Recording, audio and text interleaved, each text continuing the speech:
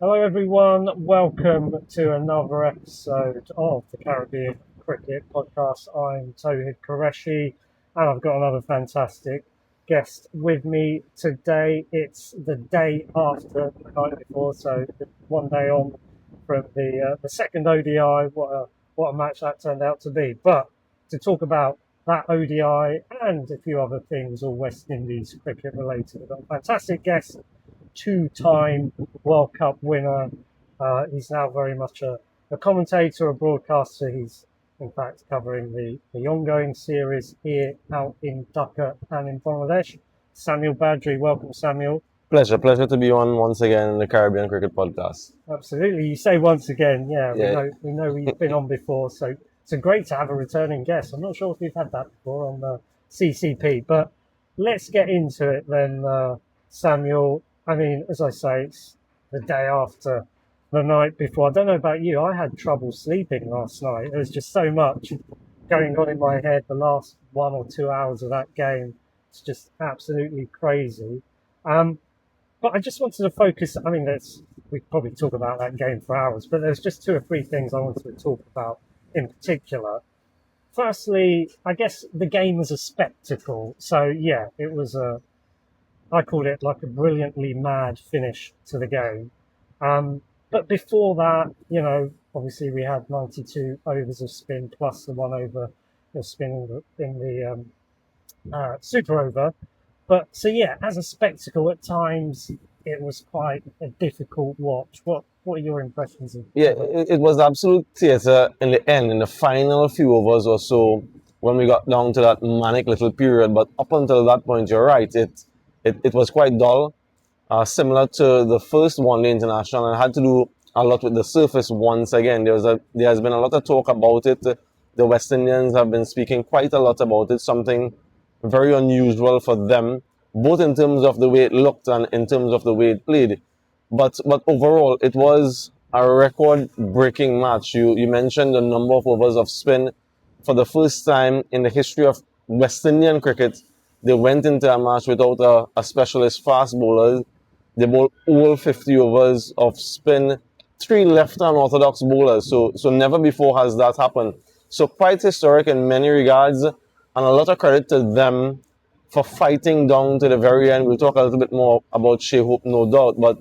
But in the end, a wonderful theatre, a wonderful game, the way it panned out, and for the fans who were there live looking on, and those who were looking via television, I can just imagine the scenes back home when West Indies eventually got over the line.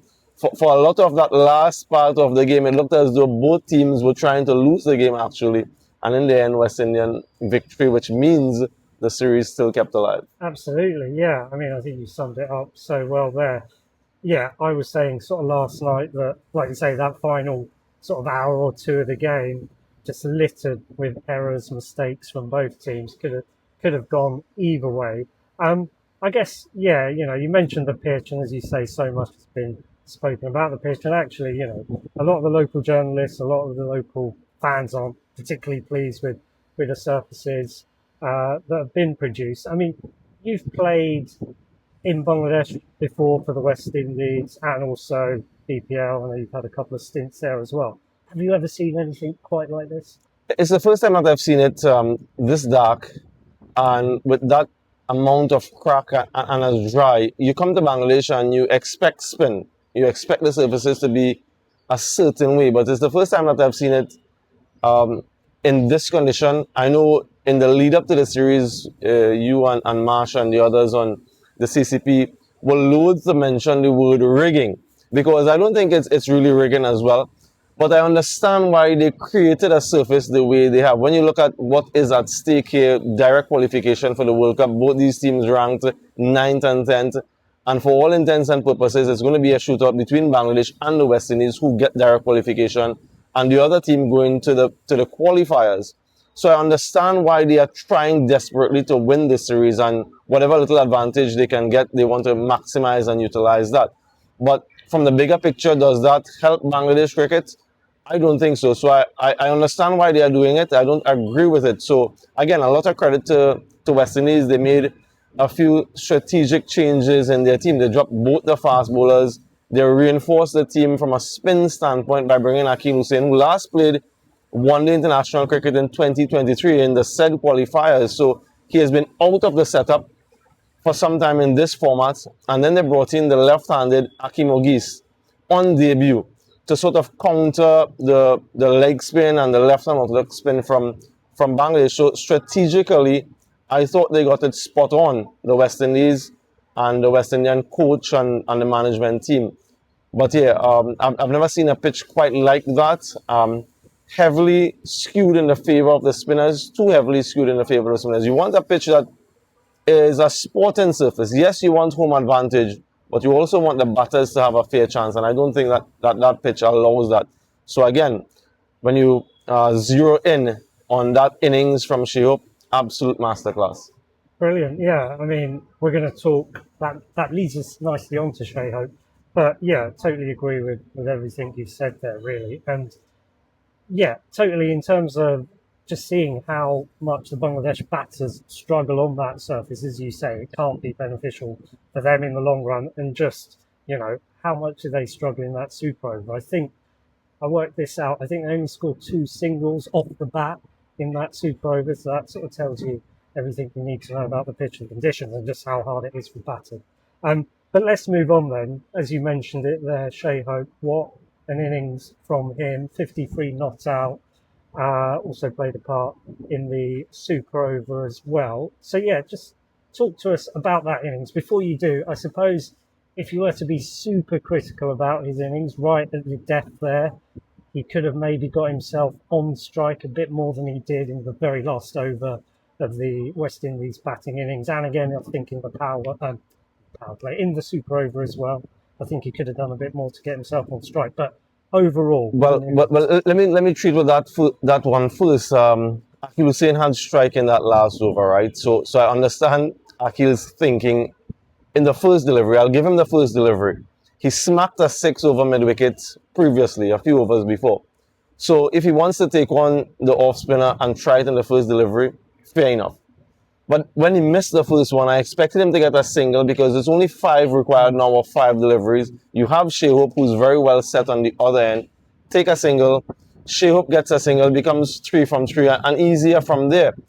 But he missed the first one, tried again for the second one, and then it becomes a little bit more pressure. Gets a single, then Shayhope gets a single, and then he gets out. So, yeah, I understand the question in terms of Shayhope getting more of the strike, but I think some culpability has to go with Akil Hussain trying to be the hero, to smack it for 6 and then getting the game as deep as it did. And then Bangladesh messing things up when Carey Pearce skied one and the wicketkeeper not taking the catch. So, yeah, like I mentioned, both teams trying desperately to not win the game. But yeah, Shay, in these conditions and against this opposition, against Bangladesh, he has a tremendous record. He has an average of 68 overall against Bangladesh, and then in Bangladesh over 360 runs, I think, and a ridiculous average because he's been not out on a few occasions.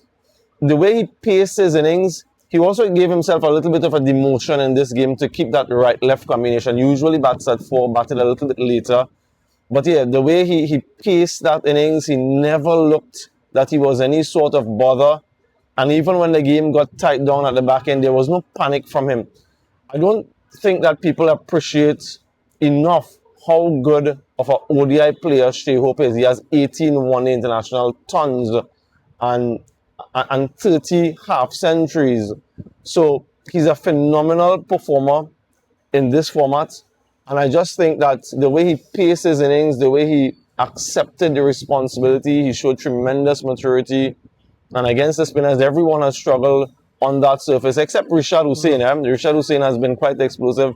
But yeah, Shay's innings there again, it speaks of his quality. It speaks of how a phenomenal player he is in this format.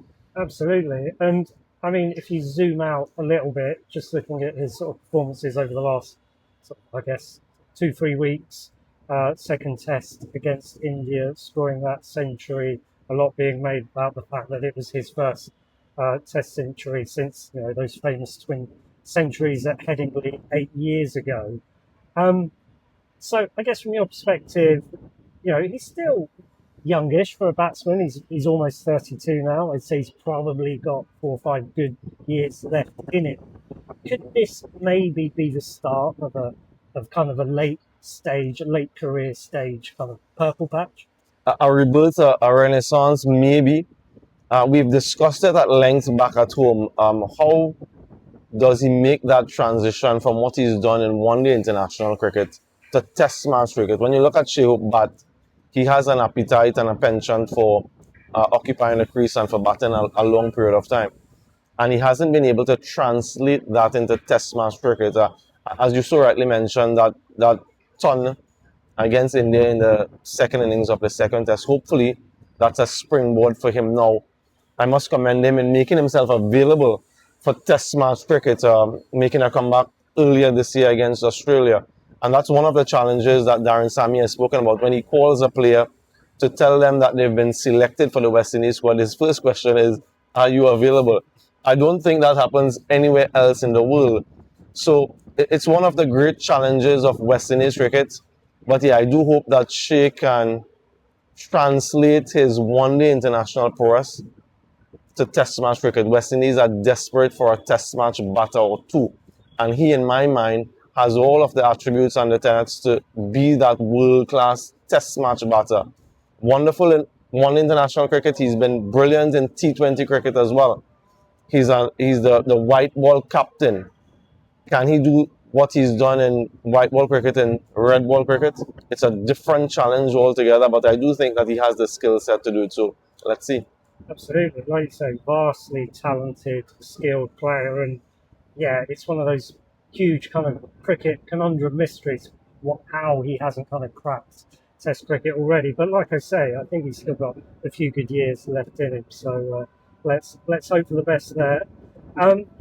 So just one other kind of performance from yesterday that I wanted to highlight as well, and that was, well, you mentioned him already, is Akhil Hussain. So the post-match press conference, he was saying how he only arrived at the team hotel 4 a.m.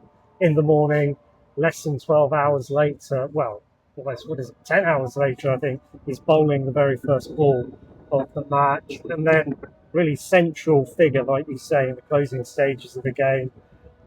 Yeah, like you say, a bit of a flawed performance, if we're being honest, with the bat, and also bowling those two illegitimate balls at the start of the Bangladesh batting super over. But, I mean, like you said, he's been out of the team for so long. For him to come in, literally land and turn it on, I mean, fantastic. Yeah, I don't know if people appreciate the difficulty with the jet lag. I'm here close to a week now and I'm still struggling, right? So he's come in, landed, as you mentioned, 4 a.m. and straight on the park. So I spoke to him at the end of the game. I said to him about the no ball particularly, right? And he said to me that he was gone. So physically he was gone because of the travel and the lack of rest and so on. So I give him a pass, a little bit of a pass there for that infringement. But yeah, so physically, guys, I appreciate the fact that it's a 10-hour difference in terms of the time.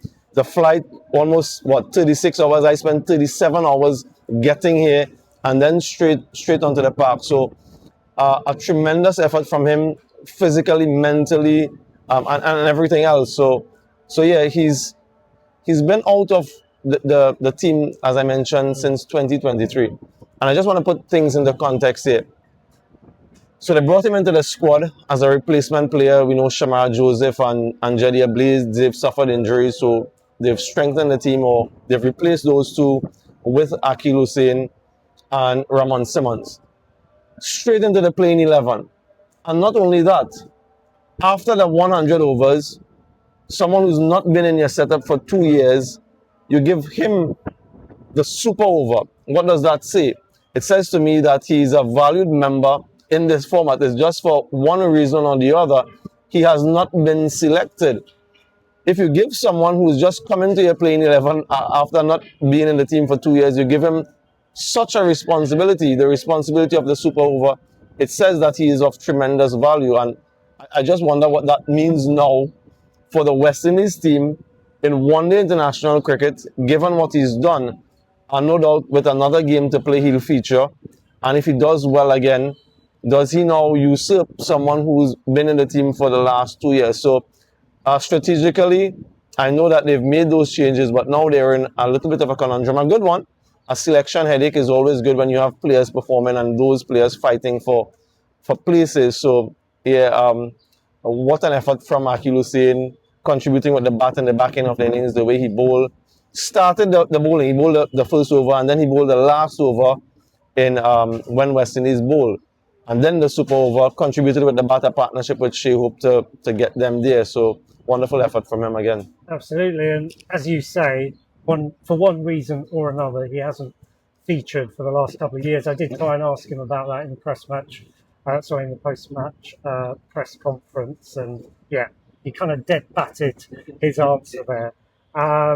But yeah, like you say, fantastic performance from him.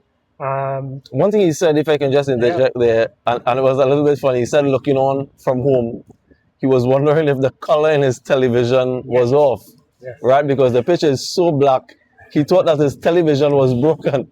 When he got here and he actually saw the pitch, he realized, well, no, I don't have to buy a new television. The pitch is actually that black. Absolutely. And when he said that, the whole room in the press conference, everyone just started laughing. It's great. Great line. I thought he was on really good form, actually, in that press conference. He did say that he was absolutely spent, but fantastic from him. And as you were just saying there, I'd be very surprised now. So what, the World Cup is the ODI World Cup, less than 2 years out from that. I'd be very surprised if he doesn't feature in the ODI World Cup in 2027, and indeed perhaps the T20 World Cup coming up in just a few months' time. Right, so let's move away from yesterday, and let's talk a bit about you, Samuel, some of the sort of work that you've been doing back in Trinidad and kind of your role in broadcasting and one or two other things just to finish off with. So firstly, I know you've got your academy back in Trinidad. Could you talk to us a bit about that? What's the kind of the focus of the academy? Are you trying to develop certain kinds of players, or is it just general kind of growth? So it all started in 2016. Many people remember that year, West Indian fans particularly. That was the year we had the triple success on the 19 Men's World Cup win right here in Bangladesh, actually. And then the T20 World Cup for both the men and the women.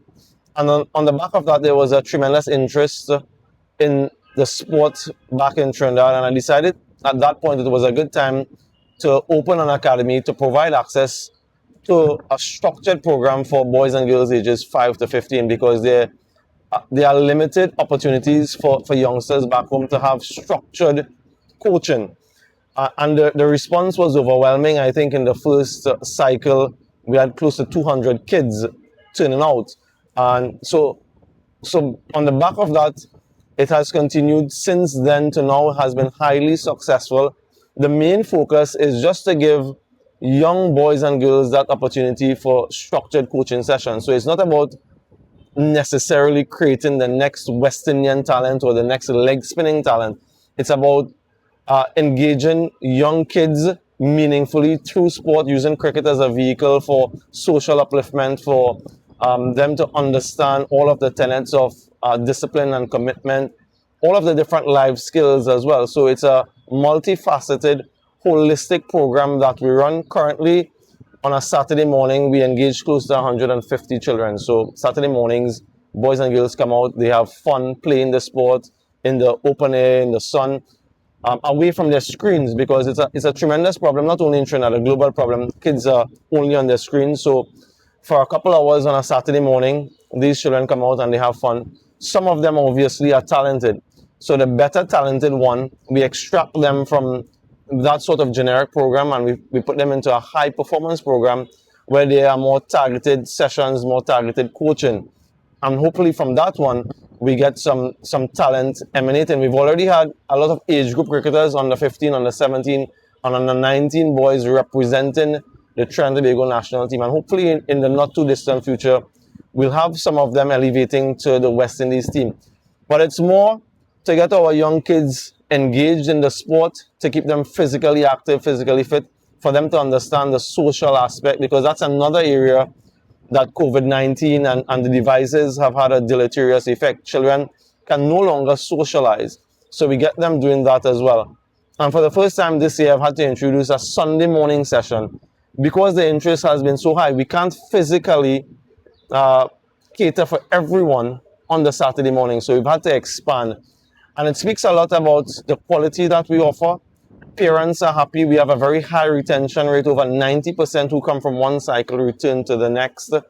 And we've seen the growth both in terms of skill development, but also the maturity and the responsibility of the children. Parents have remarked that kids are excited on a Saturday morning to get up early and on a Sunday morning. During the week, Monday to Friday, they don't want to get up early to go to school. But on the weekend, they're up early, they're sprightly, and they're ready to go. So really proud of what we've been able to do. It is a tremendous passion of mine. I've been in the education sector in Trinidad for over 2 decades.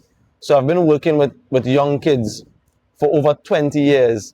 I understand what it takes to get children excited and to get them to fall in love with the sport. I think that's the most important thing. If they fall in love with the sport, from there we can nurture them and refine it. But the first thing is to get that passion and that love, and we have a wonderful program going on. Well, it's great to hear the program that you're involved in. It's great to hear just the enthusiasm and the passion you have for it. And I personally really like the idea of using cricket as a means of social improvement, social development. And yeah, hopefully it continues to be a success. Let's move on then to your views, I guess, and indeed your involvement in kind of mentoring the next generation of West Indies cricketers. So obviously, you've played with a lot of the guys who are now in the West Indies coaching setup, obviously guys like Darren Sammy, Ravi Rampal, and others. Well, firstly, how important do you think that role is, the mentoring role, I suppose, in nurturing the next generation, and have you had much of an involvement in it? Yeah, it's very important because you can't experience everything firsthand. So you want to learn vicariously from others, and it's something that I don't think necessarily that we've done well in the past as a West Indian team. We've had so many greats of the game who've passed through, who we haven't tapped into. So it's nice to see the likes of Dwayne Bravo getting back into coaching, or getting into coaching rather. Karen Pollard has had a stint as well with England. Darren Sammy himself and Ravi Rampal and these guys who've played the game recently. And I think I need to make that distinction because far too often in our region, we go back to the past greats. And yes, they have tremendous value to offer. They have a lot of knowledge, a lot of experiences that they can pass on. But I do think that we need to tap into the more recent, I would suppose, household names, if you don't want to term them legends or great, but those guys who are household names, those guys who have done it in T20 cricket, more so than in one-day international and test match cricket. But if we focus on that format, I think that we have a wealth of experience that we need to tap into so that that format and that team can really propel themselves and prosper. So it's an important role. I've had some interaction with spinners in Trinidad and also spinners from the Breakout League. I had some discussions with a lot of them who played in that tournament, a new tournament that was played for the first time this year in the West Indies, where we had the younger players who haven't had much international experience and younger in terms of age as well participate in that tournament to first identify the next crop of our international players. So the guys like Micah McKenzie, there's Mutara from Barbados as well, had some discussions with them about how they want to frame their T20 game. And I'm always open for anyone to reach out to me and for me to lend my experience and to perhaps share some suggestions with them. Some guys have reached out, but I do think that we need to do a lot more in that regard as well. Maybe have it in more of a structured way. I've spoken a lot with the president of Cricket West Indies, so even when I'm on tour here as a commentator, I do offer my services to Darren and to the West Indies team, any sort of advice, any sort of suggestions, and so on. So we have a nice working relationship with Cricket West Indies and myself in terms of that spin bowling consultant. So yeah, it's an important role, and always willing to help. Good to hear. And yeah, a couple of really good points there in terms of trying to kind of formalize that sort of mentoring relationship or program. And yeah, great point about, I think, there's so many West Indies legends, respecting those legends, but also tapping into the knowledge Yep. of more recent kind of former players, I guess. We're going to round off then just talking about your commentary career, which is obviously kind of what you're doing now. Obviously, if you look back in terms of voices of West Indies cricket, years gone by, back in the day, Tony Cozier, Fazir Mohammed, currently, guys like Ian Bishop, Carlos Brathwaite as well, and of course your good self. Well, firstly, how did you get into it, and were you inspired by any of those kind of voices from the past?